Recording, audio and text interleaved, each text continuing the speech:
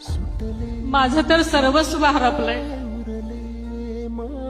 पण लाखोंचा पोशिंदा गमावलेल्या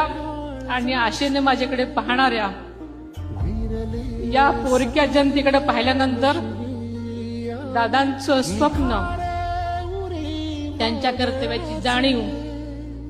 आणि त्यांच्या पश्चात माझ्यावर आलेली जबाबदारी,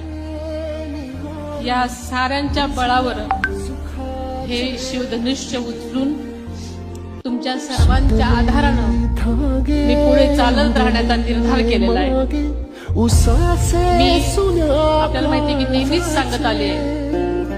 ही आदरणीय दादांची जागा कोणीच घेऊ शकत, पण त्यांच्या विचारांचा, त्यांच्या विकासाचा आणि त्यांच्या कार्याचा वारसा पुढे नेण्यासाठी मी पूर्णपणे ताकदीने प्रयत्न करतो.